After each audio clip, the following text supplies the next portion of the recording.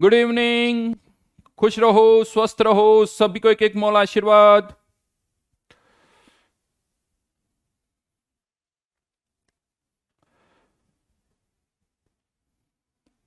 Very good evening. तो क्या था, होमवर्क क्या था?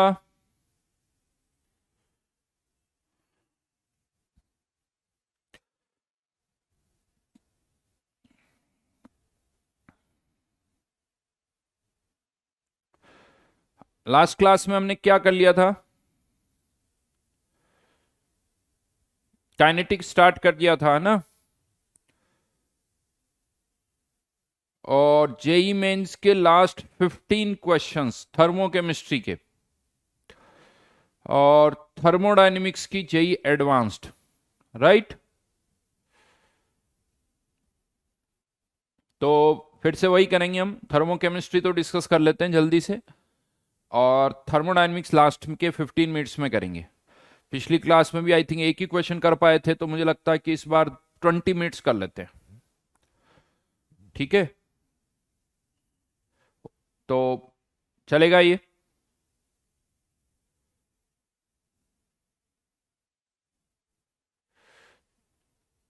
तो स्टार्ट करें थर्मोकेमिस्ट्री। जल्दी से डाउट्स पूछिए थर्मोकेमिस्ट्री के, जेई मेंस के लास्ट के 15 क्वेश्चंस।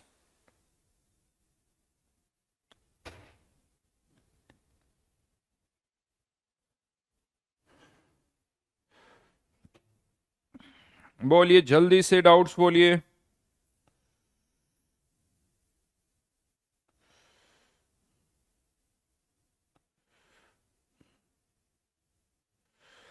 टोटल 31 क्वेश्चंस है ना? तो 15 क्वेश्चन मतलब 17 से लेके 31 तक, यही होगा।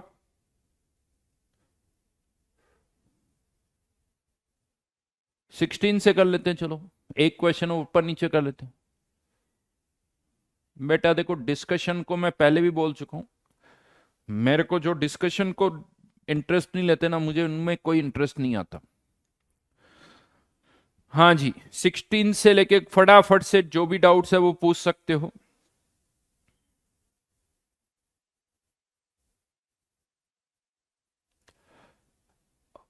16 में ही डाउट है।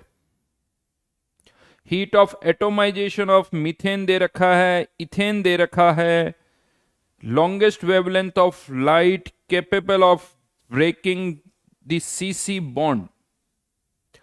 तो क्वेश्चन लेंदी है। पहले आपको यहां से सी एच बॉन्ड की बॉन्ड एंथैल्पी पता चलेगी क्वेश्चन नंबर 16 में। CH4 का एंथैल्पी ऑफ एटोमाइजेशन मतलब कार्बन गैस प्लस 4H। तो यहां पर क्या कर रहे हैं हम, 4 CH बॉन्ड को तोड़ रहे हो। तो ये जो 360 है, इसका डेल्टा H वो किसके बराबर हो गया, 4 टाइम्स CH बॉन्ड एंथैल्पी। तो एक CH बॉन्ड की बॉन्ड एंथैल्पी कितनी आ गई, 90 जी, 90। उसी तरह से अब क्या करो, C2H6 में क्या हो रहा है, कितने CH बॉन्ड टूट रहे हैं, 6। CC बॉन्ड कितने टूट रहे हैं, सॉरी CC1 और CH6। तो यहां पर क्या हो जाएगा, CC बॉन्ड एंथैल्पी जो कि चाहिए 6 times CH bond enthalpy equals to 620। यानी CC बॉन्ड एंथैल्पी कितनी हो गई, 540। तो ये 80 साहब। और अब इसको, ये 80 क्या आया है, किलो जूल पर मोल। हमें क्या निकालना है, बॉन्ड इसको तोड़ने के लिए मिनिमम एनर्जी कितनी होनी चाहिए, लॉन्गेस्ट वेवलेंथ। तो इसको अब ऐसे क्वेश्चन आगे थर्मो एटॉमिक स्ट्रक्चर में भी बहुत बनते हैं। किलो जूल को जूल में कन्वर्ट किया, ये एक मोल बॉन्ड के लिए है, तो एक बॉन्ड के लिए इतनी एनर्जी चाहिए, एक बॉन्ड को तोड़ने के लिए इतनी एनर्जी चाहिए। यानी एक फोटोन की एनर्जी इतनी है, एक फोटोन की एनर्जी इतनी होनी चाहिए। तो यहां पर equals to H C lambda, यहां से लेमडा के लिए सॉल्व कर सकते। तने कैलकुलेशन की प्रैक्टिस करो, कोई प्रॉब्लम नहीं आएगी, धीरे धीरे आदत पड़ जाएगी। आदत नहीं है इसीलिए ऐसा लगता है। नेक्स्ट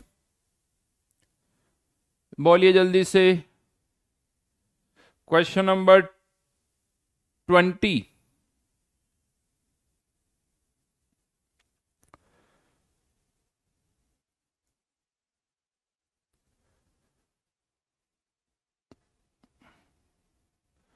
मुझे लगता है उसमें सेकंड रिएक्शन जो है वो हाफ ऑक्सीजन वाली, वो CO2 नहीं है, वो CO है।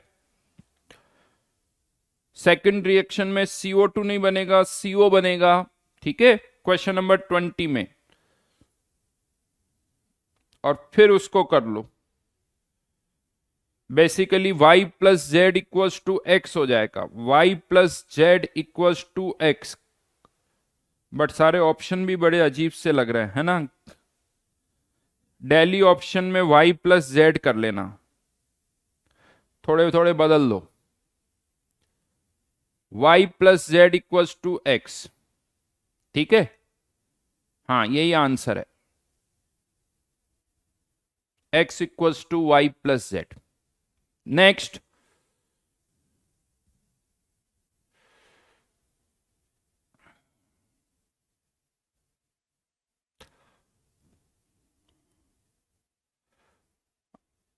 डिस्कशन कर लेते हैं बेटा अभी जल्द। पहले इधर उधर मेरे को ना डेविएट मत करो तुम लोग।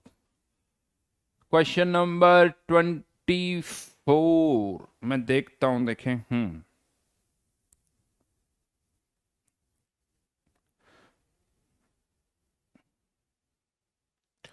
According to the following diagram, A reduces CO2।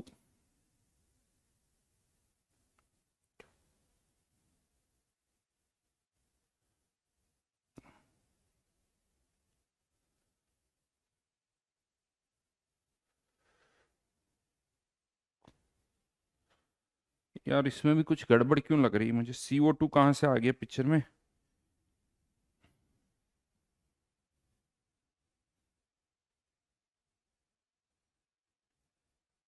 BO2 होगा वो, हाँ। क्वेश्चन नंबर 24 में, ए रिड्यूसेस BO2। BO2 को रिड्यूस करना मतलब ए कन्वर्ट हो जाएगा AO2 में, और B ऐसे आ जाएगा, BO2 का रिडक्शन हो गया। अब ये रिएक्शन तब होगी जब ओवरऑल इसका डेल्टा G क्या होगा, नेगेटिव। अब यहां क्या रिएक्शन हो रही देखा जाए तो AO2 में कन्वर्ट हो रहा है, और BO2 B में कन्वर्ट हो रहा है। इन दोनों का डेल्टा G का सम नेगेटिव होना चाहिए, इन दोनों के डेल्टा G का सम नेगेटिव होना चाहिए। तो यहां पर अब देखो, यानी किसका डेल्टा G ज्यादा माइनस होना चाहिए, इसका डेल्टा G ज्यादा नेगेटिव होना चाहिए। और यहां पर जो डेटा दे रखा है वो इस रिएक्शन का नहीं, उसका उल्टा दे रखा है, तो इसको आपको रिवर्स करना पड़ेगा। जैसे इसको ऐसे सोच लो, 800 केल्विन पर मान लो ये वैल्यू तो है -1000, लगभग कुछ ऐसा ले लेता हूं, और ये वैल्यू रिवर्स कर दोगे तो उसके नीचे है, तो ये +1200 के आसपास, ऐसे ही कुछ +1200, तो ये तो फिर फिजिबल नहीं होगी। यानी ये वैल्यू आपको कम चाहिए। यानी वो कब पॉसिबल होगा, जब टेम्परेचर 1400 डिग्री सेल्सियस से ऊपर हो जाएगा। जब टेम्परेचर 1400 डिग्री सेल्सियस से ऊपर हो जाएगा तो ये वैल्यू कुछ +800 के आसपास हो जाएगी। ये रिएक्शन उल्टी लिखी हुई है, ध्यान रखना।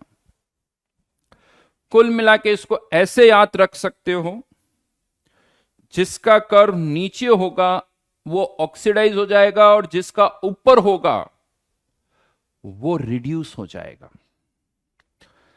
यानी जिसका कर्व नीचे 1400 के बाद ए का कर्व नीचे है तो ए तो ऑक्सीडाइज हो जाएगा, जिसका कर्व ऊपर है वो उससे रिड्यूस हो जाएगा।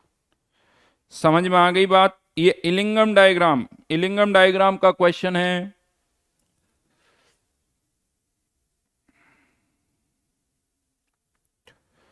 22 तो बिल्कुल नहीं बावादी, पता नहीं कितने क्वेश्चन कर चुके हैं।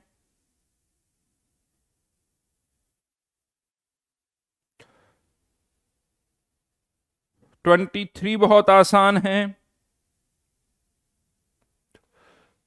23 बहुत आसान है भावादीप।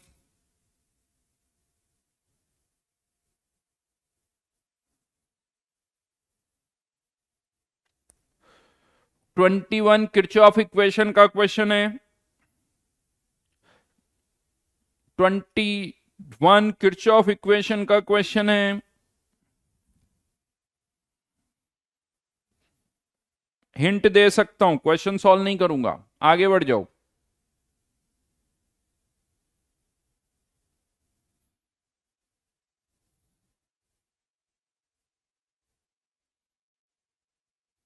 क्वेश्चन नंबर 31 पर आ जाता हूं पहले मैं। क्वेश्चन नंबर 31, इसमें HNO3 को मिक्स कर रहे हैं, दोनों ही स्ट्रॉन्ग है। HNO3 को किसके साथ मिक्स कर रहे हैं? NaOH के साथ। आई थिंक ऐसे ही क्वेश्चन किया हुआ भी है। इसके कितने मिलीमोल्स? तो इसके हो जाते हैं 120 मिलीमोल्स, और इसके हैं मात्र 40 मिलीमोल्स। रिएक्शन केवल 40 मिलीमोल्स की ही होगी, 40 मिलीमोल्स की ही रिएक्शन होगी। हीट कितनी इवॉल्व होगी? तो 40 इंटू 10⁻³ और एक मोल से कितनी हीट इवॉल्व हो रही है? 57 किलो जूल, यानी 10⁻³ जूल। इतनी हीट इवॉल्व होगी। Equals to MS delta T, water की स्पेसिफिक हीट दे रखी, टोटल वॉल्यूम हो गया 1000 ml यानी 1000 ग्राम, स्पेसिफिक हीट है 4.2 into delta T. Delta T के लिए आप सॉल्व कर सकते हो।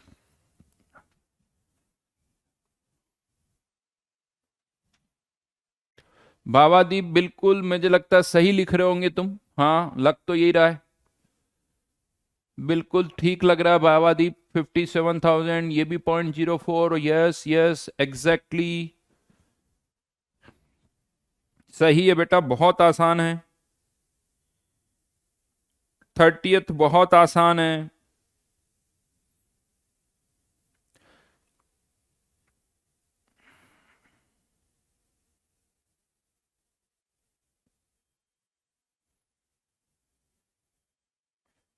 ट्वेंटी नाइन जैसे बहुत सारे बता चुका हूं, 29 की तरह बहुत सारे बता चुका हूं भावादीप। ये जो किया वही तो करना है यार।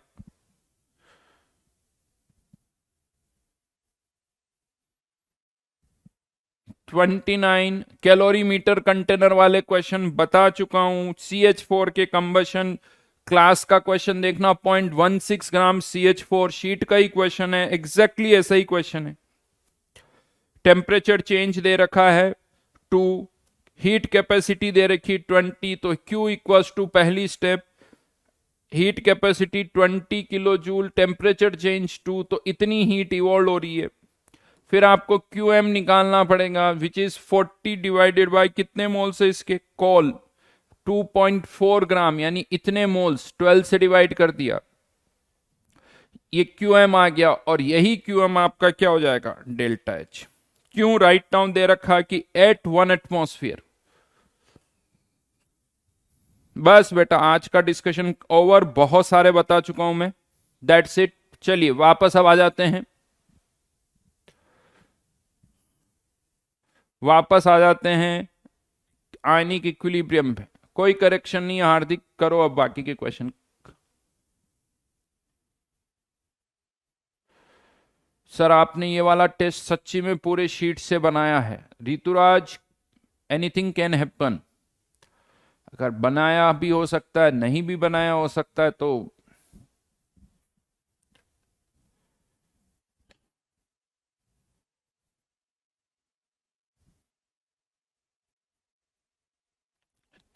ठीक है।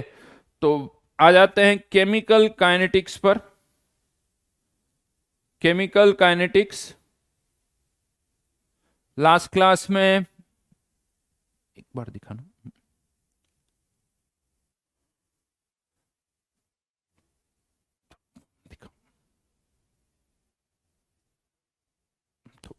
और नीचे कुछ है क्या उसके ऊपर? हाँ, और ऊपर, ऊपर, और हाँ, बस बस। तो लास्ट क्लास में मैंने आपको rate of reaction, rate of appearance और रेट ऑफ डिसअपीयरेंस के बारे में बता दिया था। अच्छा, ये जल्दी से ये बताओ, रेट की जब हमने बात की थी तो मैंने क्या बोला था, रेट की यूनिट क्या क्या हो सकती है? रेट की यूनिट क्या क्या हो सकती है, जल्दी से बताओ।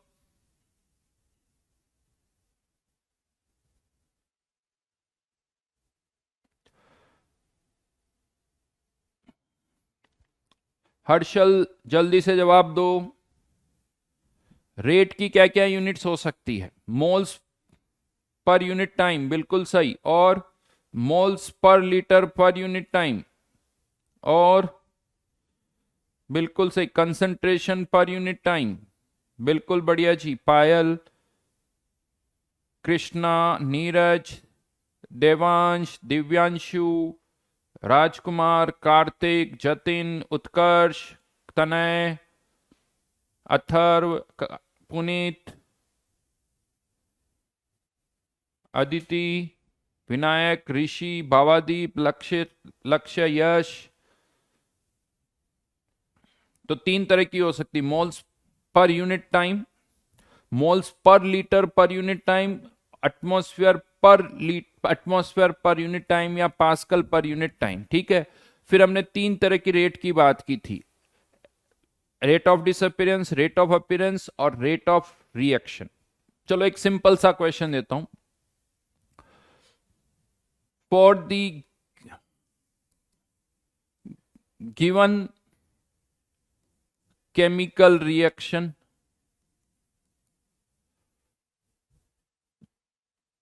2A plus 3B 4C plus 5D, the concentration of C increases by 8 into 10 raised to power minus 3 moles in 20 minutes in a 10-liter container.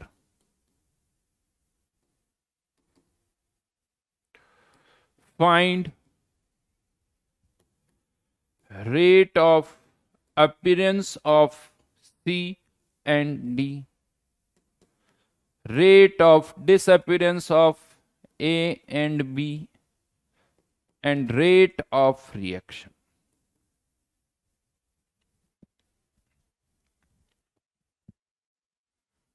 मास भी हो सकता है, very good, very good, very good, mass भी हो सकता है रूपक, definitely लक्ष्य हो सकता है, धीमान बिल्कुल हो सकता है, मास कम यूज होता है लेकिन हाँ कर सकते हो, बट मास से कभी रिलेट नहीं करोगे, रिलेट हमेशा मोल से ही करोगे।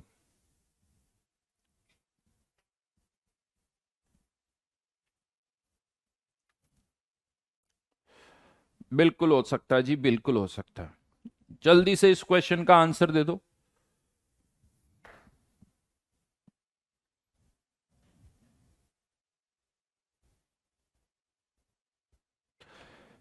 दीपक आप ज्वाइन कर सकते हो, नया चैप्टर है, अभी सेकंड लेक्चर ही है, बट फर्स्ट लेक्चर जल्दी से आज ही देख लेना। हार्दिक ने बड़ी अच्छी बात की sir, anything which specify amount, बिल्कुल आप उस किसी भी टर्म्स में अमाउंट रेट को एक्सप्रेस कर सकते हो जो अमाउंट को एक्सप्रेस करता है।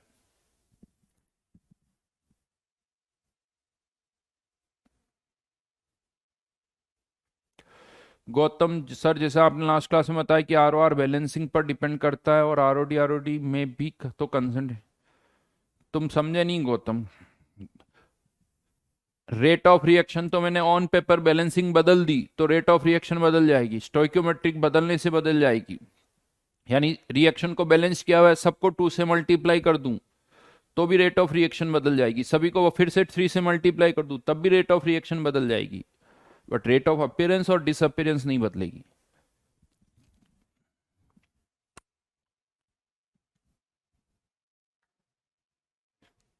एक काम करो, उल्टा करते हैं, या तो अगर ये आंसर निकाल दो सबसे पहले, फिर बहुत आसानी से सारे आंसर जल्दी से आ जाएंगे, फिर बाकी के आंसर बहुत जल्दी से आ जाएंगे।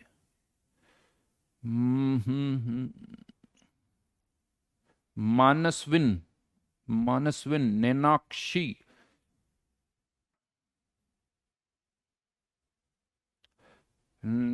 अभी चल रहा है बेटा, कोई ऐसा नहीं है, करते रहो अटेंड। 10⁻⁻5, ROA of D 0.5। किसका आंसर लिख रहे हो शिव, ये तो बताओ, किसका आंसर लिख रहे हो, वो बहुत क्लियरली पता होना चाहिए। तो सबसे पहले यहां पर delta C upon delta T की बात करें तो ये मोल्स है, 8 × 10⁻³ divided by volume 10 litre divided by time, तो मिनट्स में ही ले रहा हूं मैं, टाइम यहां पर मिनट्स में ही ले रहा हूं। तो ये मेरी जो यूनिट आएगी यहां पर, वो आप कह सकते हो कि 4 × 10⁻⁵ मोल्स पर लीटर पर मिनट। और रेट ऑफ रिएक्शन अब क्या हो जाएगी, रेट ऑफ रिएक्शन की अगर बात करें तो रेट ऑफ रिएक्शन के लिए क्या करना पड़ेगा, 4 से डिवाइड कर दें इसको। तो रेट ऑफ रिएक्शन कितनी आ गई, 10⁻⁻5।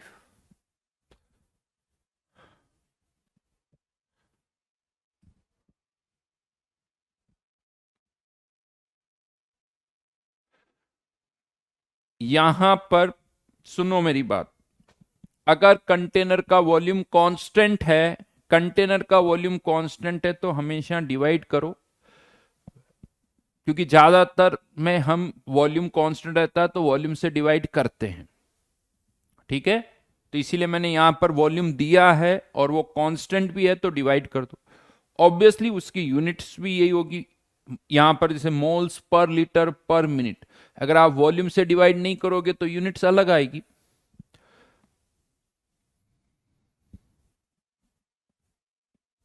ठीक है, रेट ऑफ रिएक्शन के लिए क्या किया, रेट ऑफ अपीयरेंस को उसके स्टोइकियोमेट्रिक कोफिशिएंट से डिवाइड कर दिया।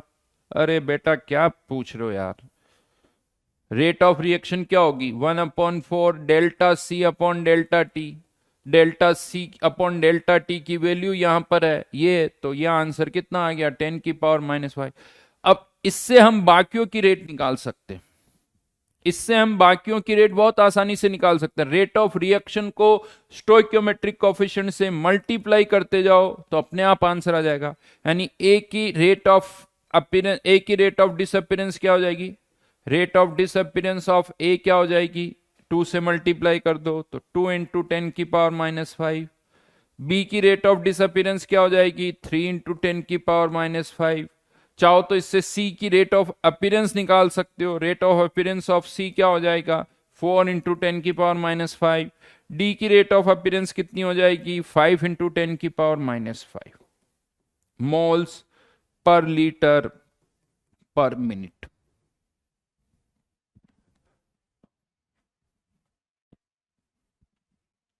यूनिट सामने दिख रही है सबकी, सबकी यूनिट लिखी हुई, कोई जरूरी नहीं है टाइम आवर्स में भी ले सकते हो, मिनट्स में भी ले सकते हो, सेकंड्स में भी ले सकते हो। यूं कह दो यहां पर हमें आंसर अभी इस यूनिट में चाहिए, यानी यहां पर यूं कह दो क्वेश्चन में दे रखा है कि आंसर आपको moles per litre per unit पर मिनट में चाहिए, ये इस यूनिट में ही आंसर चाहिए आपको, ठीक है, ये मान लो ये क्वेश्चन में ही दे रखा है।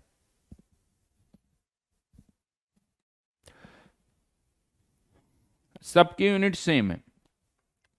वाह, सम्यक is saying rate of disappearance negative होती है, वापस सुनना सम्यक लेक्चर, समझ में आएगा। यही वाली तकलीफ होती दुनिया में आजकल, क्या होता ना कि कहो बेटा लेफ्ट जाना है तो ज्यादातर लोग पता राइट जाते हैं। बोलो राइट जाना है तो ज्यादातर जनता लेफ्ट जाती है। उल्टा सुनना, उल्टा करने की आदत है, टेंडेंसी अपने आप आती है। बॉडी जो है ना हमारी, बॉडी में ये बोला जाता है कि एक इनर्शिया होता है, मतलब कुछ भी क्लेजीनेस होती ना, काम मत करो, छोड़ो रे यार कौन करे, इनर्शिया वाली वैसे ना। लेकिन मुझे पता है आजकल कैसा लगता है, बॉडी में इनर्शिया नहीं होता, बॉडी में नेगेटिव डायरेक्शन की टेंडेंसी होती है। कुछ नहीं करने की नहीं, उल्टा करने की टेंडेंसी होती है।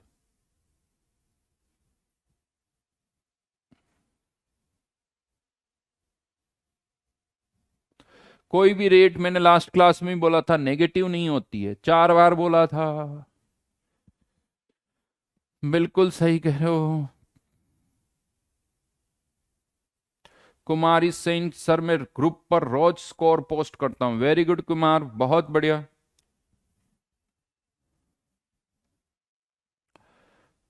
बाबादीप बेटा, जो क्लास करो यार, इधर उधर की बातें ना करो, फिर मैं।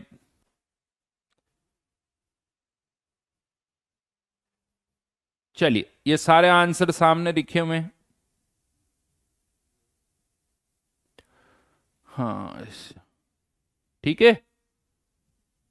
यहां भी अभी कोई लिमिटिंग नहीं, जो रिएक्ट कर रहा है उससे मतलब, जो रिएक्ट नहीं कर रहा उससे कोई मतलब नहीं। तो यहां लिमिटिंग से कोई लेना देना नहीं है, लिमिटिंग से कोई लेना देना नहीं है, जो रिएक्ट कर रहा है उससे मतलब है। दैट्स इट, ये यहां पर इस क्वेश्चन का आंसर आ गया। ठीक है।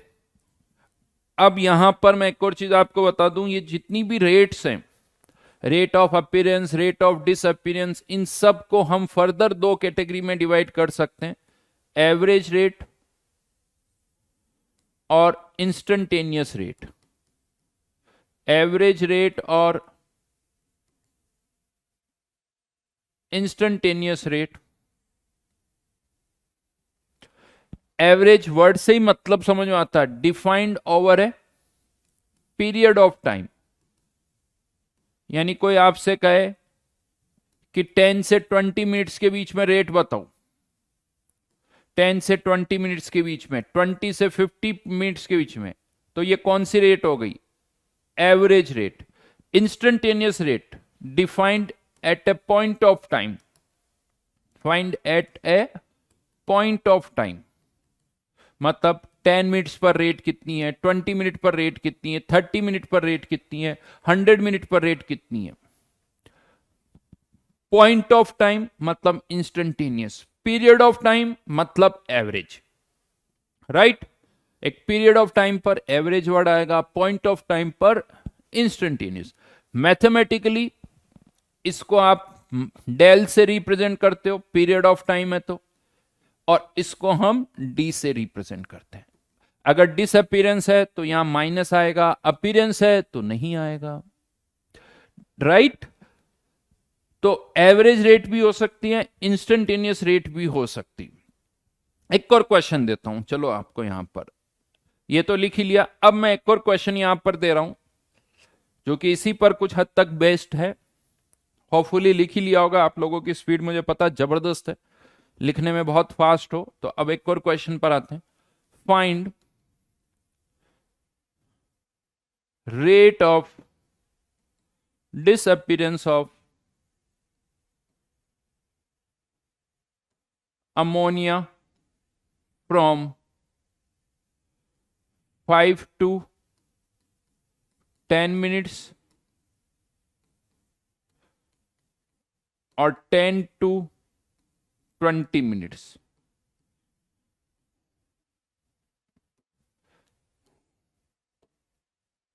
ये कर्व बना हुआ है, हियर कंसंट्रेशन ऑफ अमोनिया, यहां पर टाइम जो कि मिनट्स में है। थोड़ा सुंदर डायग्राम बना देते हैं।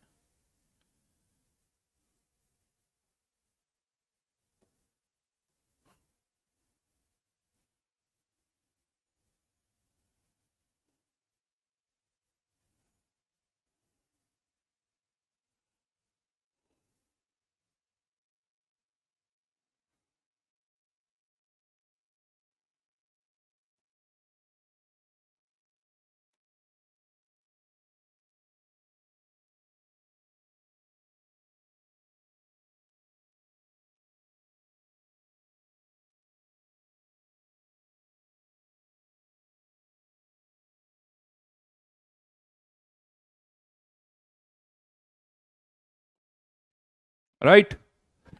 तो यहां पर अब कंसंट्रेशन दे रखी है, let's say this is 2, this is 4, this is 6, time दे रखा 10, नहीं 5, 10, 20। जल्दी से आंसर बता दो, फर्स्ट पार्ट का और सेकंड पार्ट का।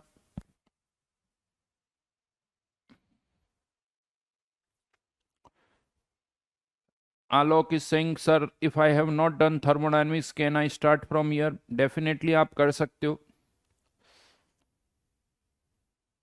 चलो जी, आंसर आ गया। पहले पार्ट का फर्स्ट स्टेप, फर्स्ट पार्ट का आंसर 0.04, सेकंड पार्ट का 0.02। तो यहां पर अगर आंसर निकालना है तो चेंज तो दोनों जगह सेम ही हो रहा है, 2/5 और यहां 2/10।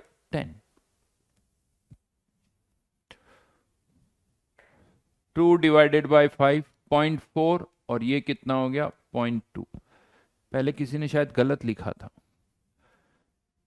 अच्छा ये बताओ, ये कौन सी रेट है? ये एवरेज रेट है या इंस्टेंटेनियस रेट है?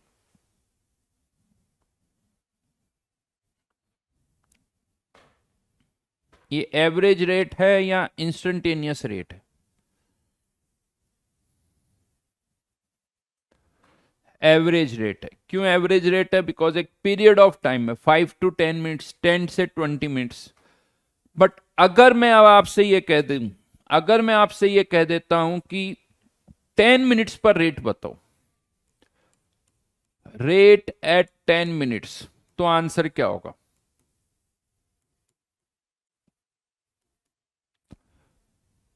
10 मिनट पर रेट क्या होगी?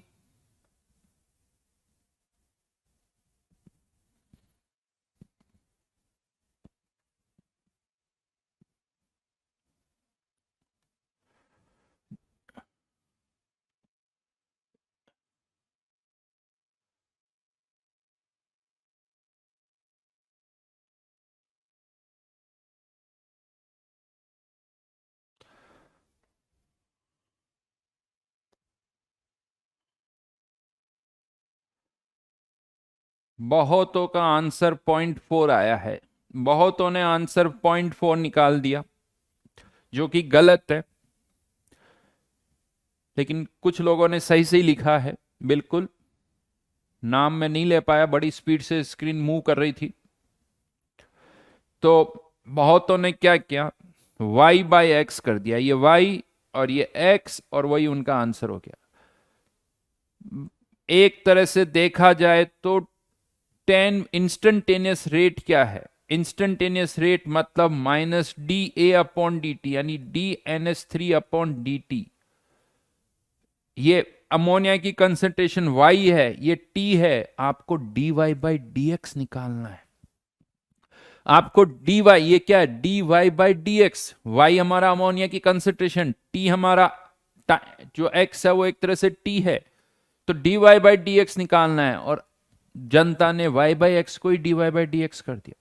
तो यहां पर आपको इस पॉइंट का, यस सही का, स्लोप निकालना पड़ेगा। इस पॉइंट का स्लोप निकालना पड़ेगा। राइट नाउ उसकी इंफॉर्मेशन क्वेश्चन में नहीं दे रखी है। अब स्लोप अगर आपको निकालना है मतलब dy/dx, या तो आपको इस कर्व की इक्वेशन पता हो, या तो इस कर्व की इक्वेशन पता हो जिसे हम डिफरेंशिएट करें। क्योंकि dy/dx अगर आपको निकालना है, जैसे y = e⁻⁻x, तो dy/dx निकालना है तो इसको क्या करना पड़ेगा? डिफरेंशिएट करना पड़ता है।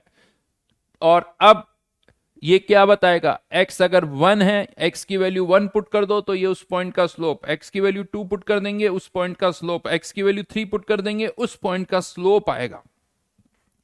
तो आपको भी इस कर्व की इक्वेशन मतलब अमोनिया की कंसंट्रेशन किसके साथ पता होनी चाहिए? टाइम के साथ। या तो आप उसको डिफरेंशिएट करो, या फिर दूसरा ऑप्शन आता है कि आपको किसी तरह से यहां का कुछ टेंजेंट दे रखा हो, ये कुछ डेटा दे रखा हो, tan theta type, something like ऐसे कुछ दे रखा हो।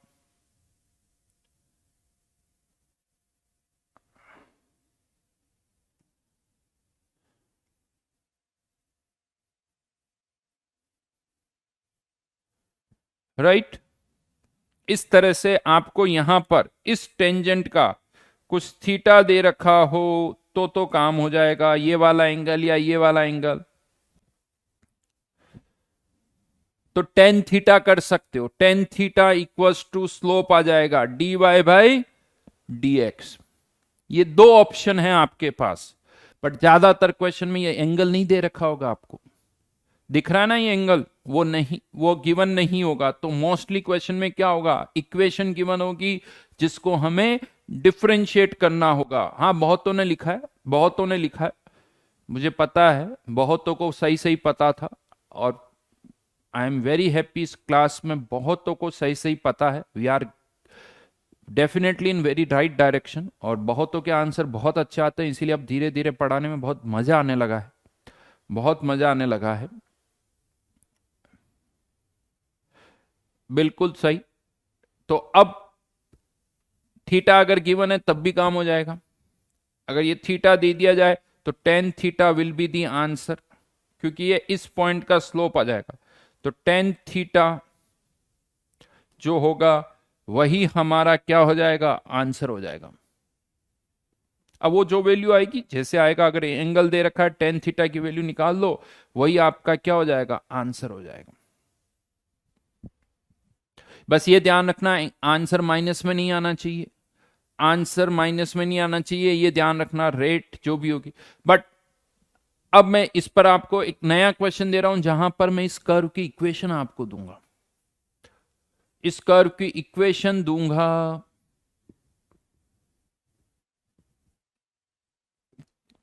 ठीक है, तो अभी नहीं निकाल सकते इसमें, अगर ये थीटा दे रखा है तो ये आंसर होगा, थीटा की वैल्यू पर डिपेंड करेगा, और किसी तरीके से नहीं कर सकते हो।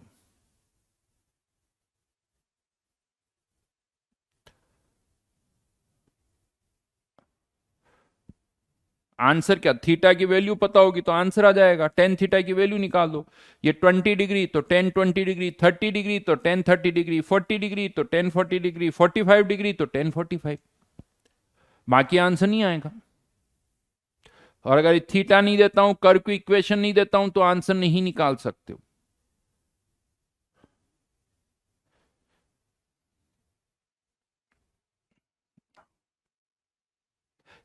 रेट कभी नेगेटिव नहीं होगी, ये सुन लो अच्छी तरह से, रेट का आंसर कभी नेगेटिव नहीं होगा।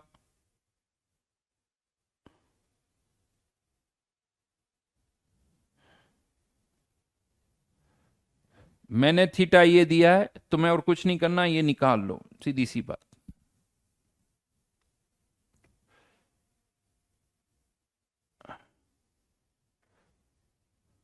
चलो अब मैं दूसरा क्वेश्चन दे रहा हूं, लिखो, एक क्वेश्चन लिखो। N2O5 decomposes into NO2 and O2.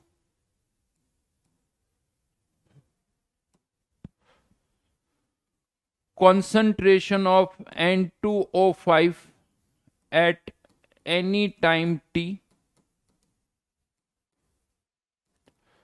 is given by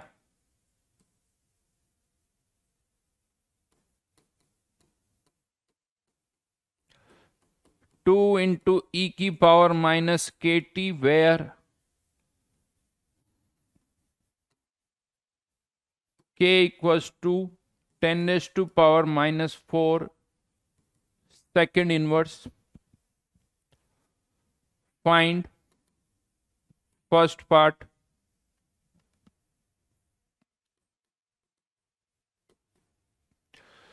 concentration of N2O5 at time 0, 10 की पावर 4 seconds and 2 into 10 की पावर 4 seconds। कॉन्सेंट्रेशन यानी क्या फाइंड आउट करना है, N2O5 की किसी टाइम पर कॉन्सेंट्रेशन, एक्सप्रेशन दे रखा है, कॉन्सेंट्रेशन निकालनी है आपको, राइट। और Then second one, rate of disappearance of N2O5 from 0 to 10 raised to power 4 seconds, 10 raised to power 4 to 2 into 10 raised to power 4 seconds. Rate of reaction at 10 raised to power 4 second. ये 3 question है. बहुत बढ़िया. आर्यन का answer भी आ गया. First part का answer ई की terms में ही आएंगे, जैसे 2/e स्क्वायर या 2e या 2e स्क्वायर. आंसर ई की टर्म्स में ही आएंगे. ज्यादा सिंप्लीफाई भी नहीं करना है.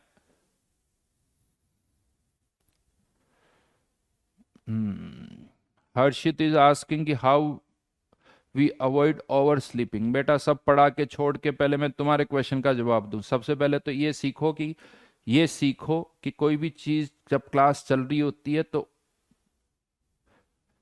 इररिलेवेंट क्वेश्चन या ऐसे क्वेश्चंस मत पूछो जो डायरेक्टली उससे अभी कनेक्टेड नहीं है.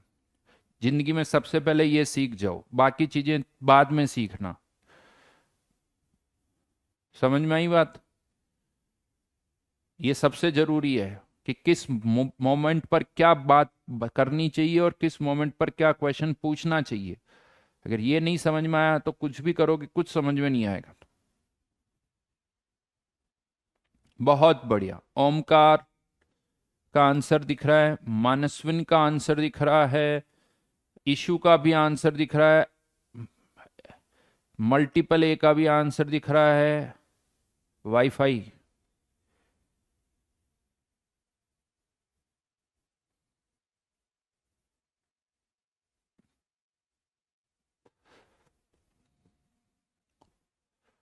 बिल्कुल सही. कुछ नहीं करना है. फर्स्ट पार्ट में तो हमें यहां पर या इसमें वैल्यूज पुट करनी है. t इक्वल्स टू 0 पुट कर दिया, e की पावर 0 यानी 1, तो आंसर आ गया 2. मतलब इनिशियली कंटेनर में N2O5 की कंसंट्रेशन पता है कितनी है? 2. इनिशियली कंसंट्रेशन कितनी है? 2. 10 की पावर 4 सेकेंड्स पर क्या होगा? तो k की वैल्यू 10 की पावर -4, t की वैल्यू 10 की पावर 4, यानी e की पावर क्या बचा? -1. हाँ या ना? 2 इंटू ई की पावर, चलो एक बार लिख देता हूं, -4 इंटू टी 10 की पावर 4, तो ये आ जाएगा आंसर 2/e. और थर्ड पार्ट का आंसर 2/e स्क्वायर.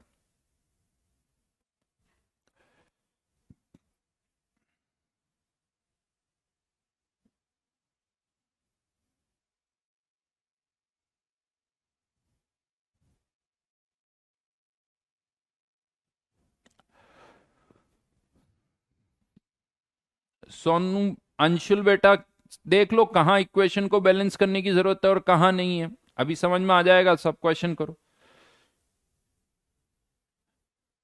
सोनू कह रहा है सर डिफरेंशिएशन नहीं करेंगे, मतलब कंसंट्रेशन फाइंड आउट करने के लिए भी डिफरेंशिएट करेंगे?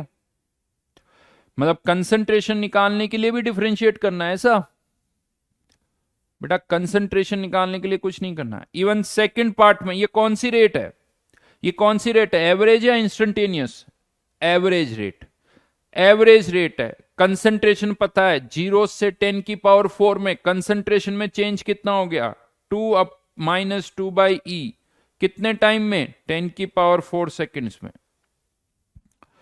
ये इस पार्ट का आंसर हो गया.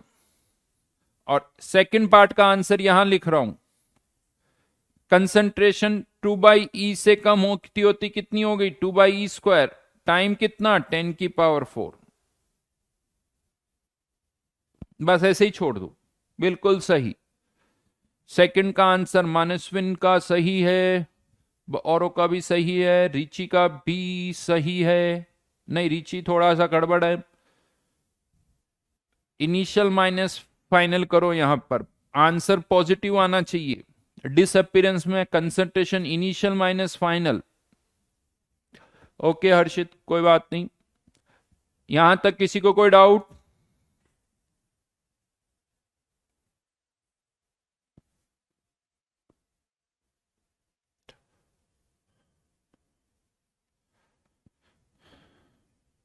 थर्ड पार्ट पर आ रहा हूं मैं। थर्ड पार्ट का आंसर बताओ, अब मजा आएगा। थर्ड पार्ट का आंसर चाहिए।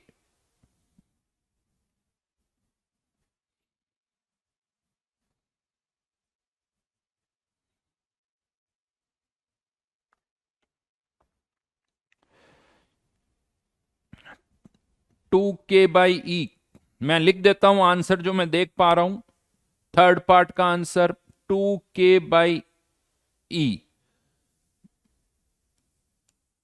यानी एक तरह से देखा जाए तो k की वैल्यू 10⁻⁻⁴ है।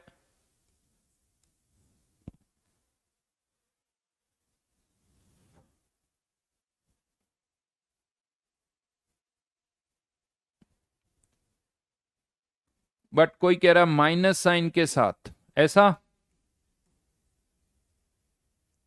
ये ये और ये एक ही ऑप्शन है, ध्यान रखना, ये और ये एक ही ऑप्शन है, अलग अलग नहीं है। बट साइन प्लस में होगा या माइनस में? अभिराज का कहना है माइनस। कार्तिक का कहना है 10⁻⁻⁴/e। मतलब कार्तिक का कहना है आंसर में 2 नहीं आएगा।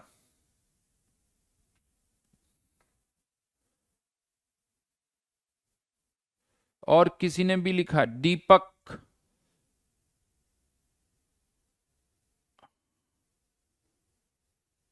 आंसर लिखो, आंसर लिखो। आयुष का कहना है k/e। नीरज का भी कहना है k/e।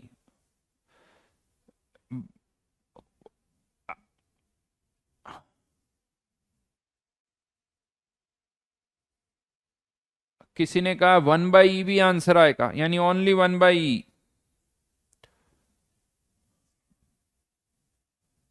कोई कह रहा 4k/e। के की वैल्यू पुट कर दो बेटा, नहीं तो कोई बात नहीं, के की टर्म्स में। तो आंसर देखो, नेगेटिव में तो हो ही नहीं सकता, नेगेटिव में नहीं, बट हां पॉजिटिव हो सकता है। दिव्यांशु का कहना है k/e होगा। हार्दिक का भी कहना है, ARK का भी कहना है। बिल्कुल सही कहना है आप लोगों का। Answer is this one, k/e। क्यों, समझाता हूं। k/e आंसर होगा। हाँ, अब इसके लिए ये रेट निकालनी है। मैं आपको बता दूं, बहुतों को समझ में ही नहीं आता क्वेश्चन में कंसंट्रेशन पूछा है या रेट पूछा। बहुत सारी जनता तो इसी में कंफ्यूज रहती है कि रेट पूछा है या कंसंट्रेशन। फर्स्ट पार्ट में भी डिफरेंशिएट कर देते हैं। अरे फर्स्ट पार्ट में कंसंट्रेशन पूछिए, N2O5 की किसी टाइम t पर कंसंट्रेशन, केवल टाइम पुट करना है, कंसंट्रेशन आ जाएगी। 1 सेकंड पर ये कंसंट्रेशन, 2 पर ये, 3 पर ये, टाइम पुट करो, वहां कोई डिफरेंशिएट नहीं करना। रेट निकालनी है तो डिफरेंशिएट करना होगा। अब पहले तो मुझे ये बताओ, e⁻⁻kt का डिफरेंशिएशन पता है क्या? अगर मैं इसको डिफरेंशिएट करता हूं तो आंसर पता है क्या आएगा? इसको कर रहा हूं 2 वाला टाइम में, अभी तो -ke⁻⁻kt, ये इसका डिफरेंशिएशन होता है। तो यहां पर अब पहले चलिए इसको डिफरेंशिएट कर देते हैं। इसको अगर मैं डिफरेंशिएट करूंगा, dN2O5 upon dt equals to minus, ये माइन के आ जाएगा तो 2 तो था ही, के e⁻⁻kt। लेकिन क्या ये rate of disappearance of N2O5 है? नहीं। N2O5 की रेट ऑफ डिसअपियरेंस कब होगी? जब इसके आगे नेगेटिव साइन होगा, यानी दोनों तरफ नेगेटिव से मल्टीप्लाई कर दो, ये नेगेटिव, ये हो गया पॉजिटिव। हाँ, अब मैं इसको क्या बोल सकता हूं? Rate of disappearance of N2O5। और इसकी वैल्यू जो आती है 2k/e, राइट, 2k/e। लेकिन ये फाइनल आंसर नहीं है, ये फाइनल आंसर नहीं है। तो फिर फाइनल आंसर क्या है? क्योंकि यहां पर हमने अभी रिएक्शन को, ये तो rate of disappearance of N2O5 निकाली है, ये तो rate of disappearance of N2O5 निकाला है, आपको उस रेट ऑफ रिएक्शन निकालनी है, rate of disappearance of N2O5 नहीं निकालना है। तो फिर क्या करना पड़ेगा, N2O5 का स्टोइक्योमेट्रिक कोएफिशिएंट ढूंढना पड़ेगा। अब आप कह सकते हो सर रिएक्शन तो दे ही नहीं रखी है, अब क्या करें। तो मैंने क्या कहा था, अगर रिएक्शन नहीं दे रखी है तो मिनिमम इंटीग्रल कोएफिशिएंट से डिवाइड कर दो, सॉरी बैलेंस कर दो। तो मिनिमम इंटीग्रल कोएफिशिएंट से बैलेंस कर दो रिएक्शन को। तो उस केस में बैलेंसिंग क्या हो जाएगी, twice N2O5 converting into 4NO2 plus O2। ये मिनिमम इंटीग्रल कोएफिशिएंट यानी इसका कितना आया 2, तो इसको 2 से डिवाइड करना पड़ेगा, यानी rate of reaction equals to rate of disappearance divided by 2, इसलिए आंसर आ जाएगा K/E।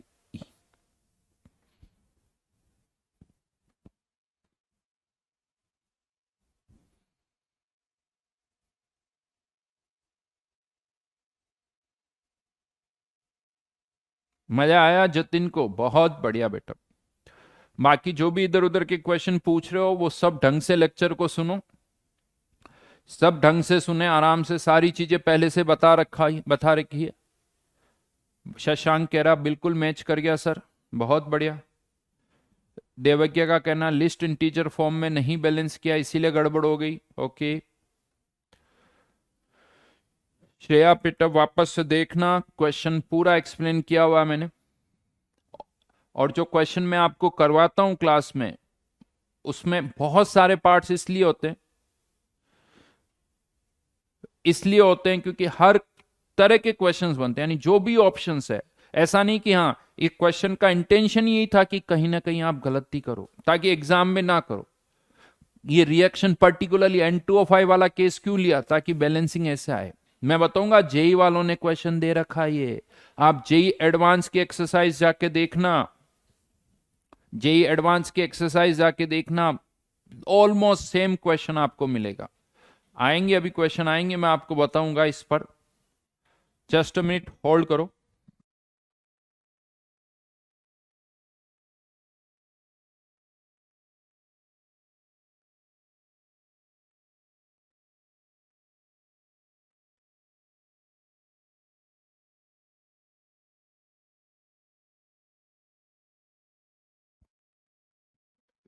आप लोगों के कमेंट नहीं दिख रहे हैं मेरे को।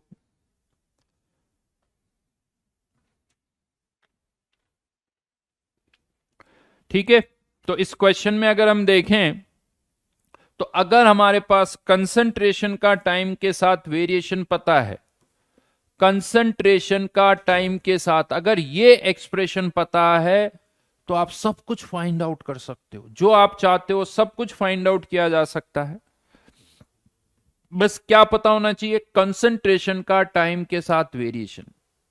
तो हम किसी भी सब्सटेंस की कंसंट्रेशन फाइंड आउट कर सकते हैं, किसी भी पीरियड में रेट निकाल सकते हैं यानी एवरेज रेट फाइंड आउट कर सकते हैं, इवन किसी भी टाइम पर इंस्टेंटेनियस रेट भी फाइंड आउट कर सकते हैं। बस हमें क्या पता होना चाहिए, कंसंट्रेशन का टाइम के साथ वेरिएशन। बट प्रॉब्लम अब यही है कि ये कहां से आएगा, यानी इस चैप्टर में आप ये सोचो कि अगर आपको किसी तरह से केमिकल रिएक्शन के लिए कंसंट्रेशन का टाइम के साथ वेरिएशन पता चल जाए, उसकी इक्वेशन पता चल जाए, फिर सब हो गया, फिर कुछ नहीं करना। फिर इसी तरह से क्वेश्चन आ सकता है कि किसी भी टाइम पर N2O5 की कंसंट्रेशन निकालो, कितना रिएक्ट कर गया, अगर इनिशियल कंसंट्रेशन पता है, कितना बचा हुआ है वो पता है, तो कितना रिएक्ट कर गया वो भी बता सकते हैं। इनिशियली जैसे यहां कंसंट्रेशन 2, टी टाइम तक यानी इस टाइम तक कितना बचा हुआ है 2/E, तो रिएक्ट कितना कर गया दोनों का डिफरेंस ले लो, तो कितना बचा हुआ पता है, कितना रिएक्टेड पता है, एवरेज रेट पता है, इंस्टेंटेनियस रेट पता है। जस्ट अ मिनट होल्ड करना।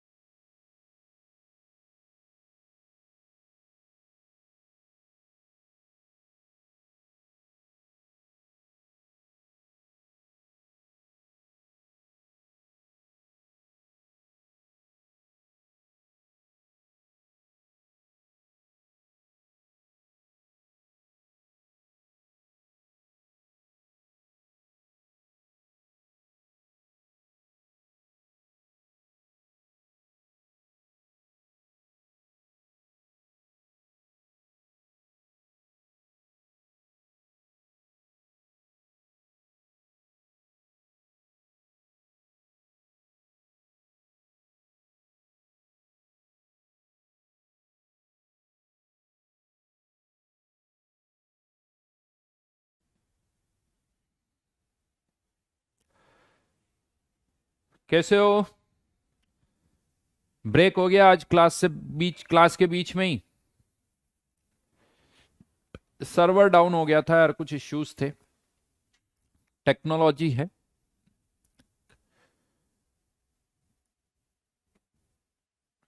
आवाज आ रही है मेरी अब?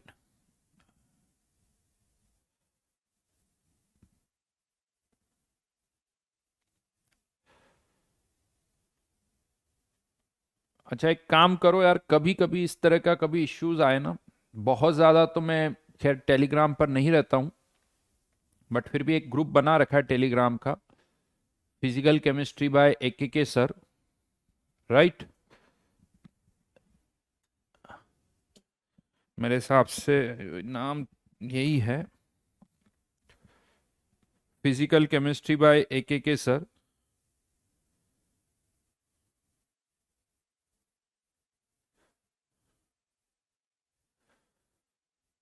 और एक दो ऐसे और ग्रुप है, चैनल भी है, तो आप उस चैनल को भी ज्वाइन कर सकते हो, समथिंग लाइक दिस।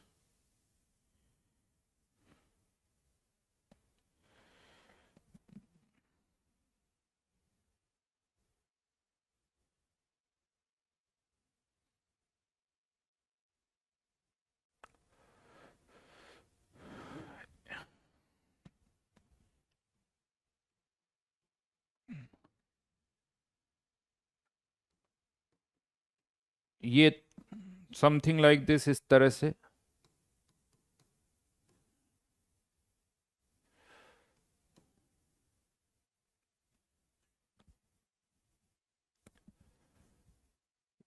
नाम फिजिकल केमिस्ट्री बाय के सर।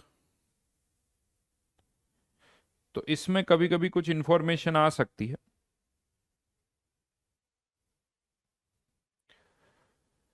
है ना?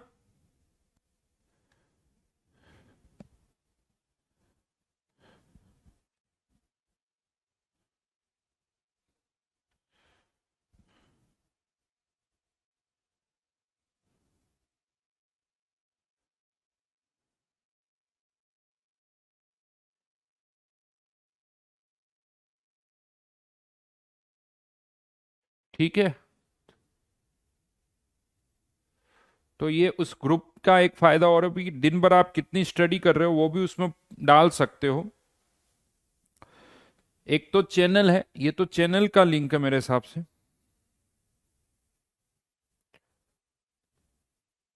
मेरे को और इसके अंदर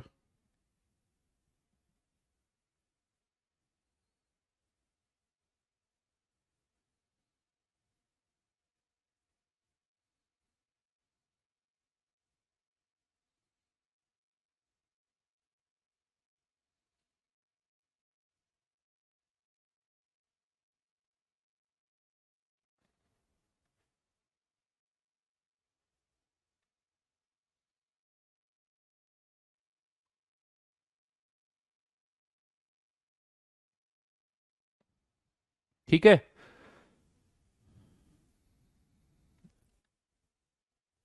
ये चैनल का नाम है फिजिकल केमिस्ट्री बाय के सर।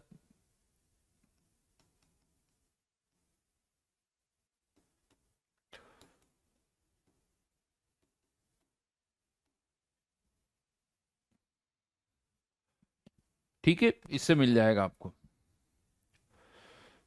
तो आज का तो वैसे मोटा मोटी टाइम हो गया। तो हम कहां पर थे?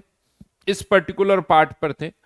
और फाइनली ये जो क्वेश्चन हमने किया है, लास्ट में मैं आपसे ये कह रहा था कि अगर हमारे पास कंसंट्रेशन का टाइम के साथ वेरिएशन पता है तो हम सब कुछ फाइंड आउट कर सकते हैं।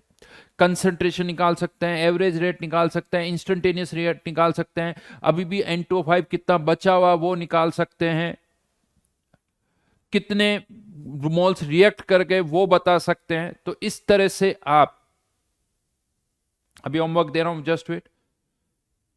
तो सारी प्रॉब्लम सॉल्व की जा सकती है। तो चलिए फिर इससे आगे हम नेक्स्ट क्लास में करेंगे।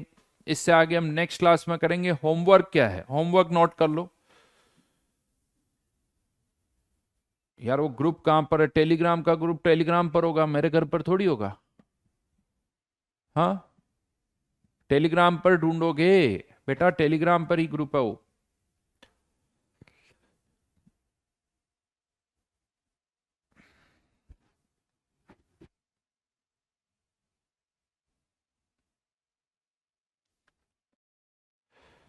तो थर्मोडायनेमिक्स 2 का डिस्कशन भी रह गया।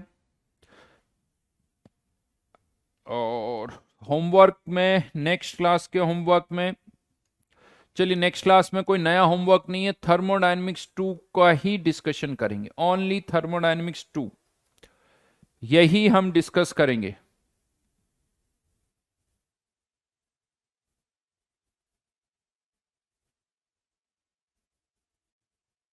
ठीक है यार, कोई एक्सपायर्ड नहीं है, देख लेते हैं लिंक। यार लिंक चल तो रहा है यार लिंक।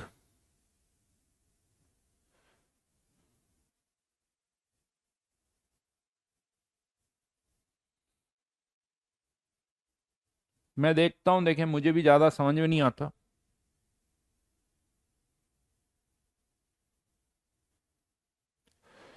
राहुल कह रहा मिल गया सर, मिल गया। चल रहा है ना?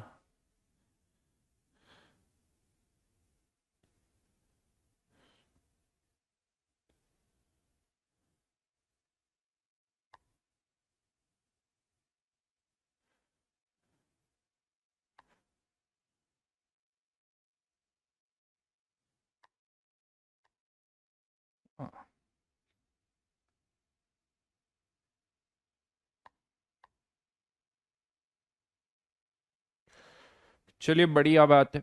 तो कभी कभी देखो, बहुत ज्यादा नहीं बट हाँ, अगर इस तरह से कुछ इश्यूज आते हैं तो एक कम्युनिकेट करने का तरीका है। और और आगे बात करेंगे, आज का तो टाइम हो गया। सी यू, मिलते हैं जल्दी से।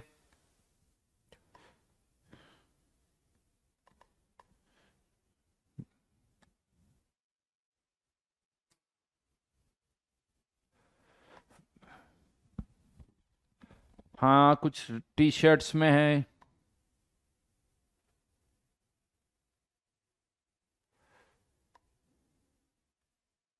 ये मेरा ही ग्रुप है बेटा। Atharva is saying I am new student. हाँ अथर्व भाई, बढ़िया जी बढ़िया।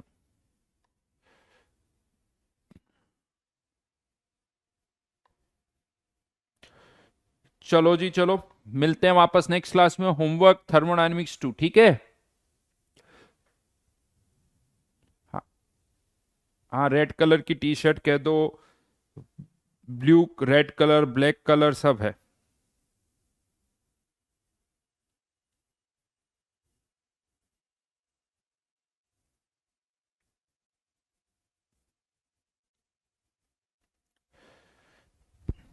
सी यू, मिलते हैं वापस। हाँ बिल्कुल।